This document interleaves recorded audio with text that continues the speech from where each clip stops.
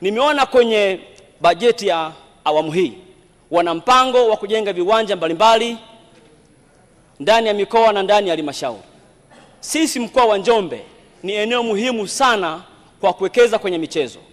Na msiojua, Mheshimiwa Naibu Spika, sisi mkoa wa Njombe tumewahi kutoa wachezaji mahiri katika nchi hii na hasa katika jimbo la Lupembe. Msiojua, Fred Mbuna katokea jimbo la Lupembe na kuzaliwa mimi, na amekuwa mchezaji mzuri kwa timu ya Yanga. Lakini pia tumekuwa na mchezaji Niko Nyagawa, kafanya vizuri sana kwenye Simba mpaka leo yupo. Hawa ni icon ya mkoa wa Njombe.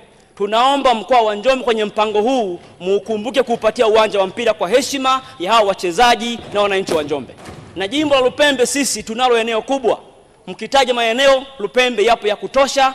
Tunao viwanja vingi tu pale Mtwango, pale Nyombo, Kidege, Mbie, Wanginyi. Mnaweza kuchagua kati yake mkajenga uwanja mzuri sana kule Njombe kwa ajili ya michezo ya vijana wetu.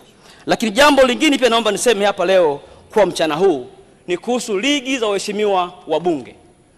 Mheshimiwa Naibu Spika, kumekuwa na ligi nyingi za waheshimiwa wabunge katika majimbo yao. Wabunge wamekuwa wakitumia fedha nyingi sana kwa ajili ya hii michezo.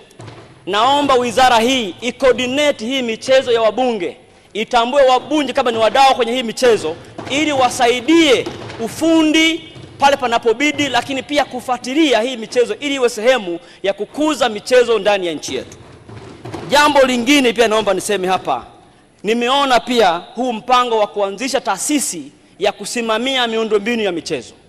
Hili ni jambo kubwa sana Mheshimiwa Waziri.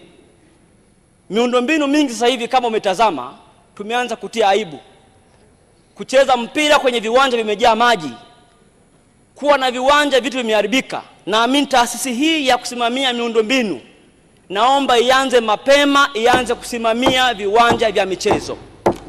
Na hii itatusaidia Mheshimiwa Waziri kuwa na uhakika wa viwanja vyetu kwenye sehemu ya ulinzi pamoja pia na usalama wa viwanja. Lakini pia niseme jambo kidogo hapa kidogo. Mheshimiwa Waziri, kuna jambo moja pia ambalo wengi wamesema sana humu ndani tangu asubuhi. Ni kuhusu mchezo wa Simba na Yanga. Mheshimiwa Waziri, jambo hili limeleta taharuki kubwa isiyokuwa na sababu. Tulikuona waziri ukienda kwenye kikao, naibu waziri, katibu mkuu. Mlipotoka hamkusema jambo lolote. Bodi ya ligi mimi naiheshimu sana. Mheshimiwa Rais wa TFF na mheshimu sana. Wanafanya kazi kubwa. Lakini kuna shida gani kutuambia maamuzi mliofikia? Mheshimiwa, kwa mujibu wa kanuni zetu, swala hili unazungumzia liko kwenye shauri la kisheria katika ngazi ya maamuzi.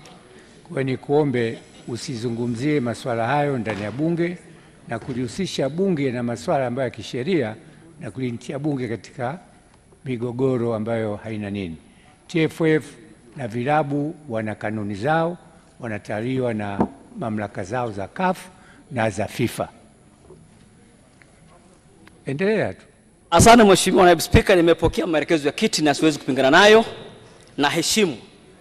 Nilichotaka niseme tu ni kwamba kwa sababu kuna hisia kubwa za mashabiki wa Tanzania, tunaomba vyombo vyetu vya vilabu waheshimu sana hisia za mashabiki. Kuacha haya mambo kwenye giza bila kuwa na ufafanuzi, nani kakosea, nani kapatia, hii Mheshimiwa sio sawa sawa, kwa sababu mpira sio mpira wa busara, ni mpira wa sheria. Mwenye kadi nyekundu, mwenye njano, kadi ya njano.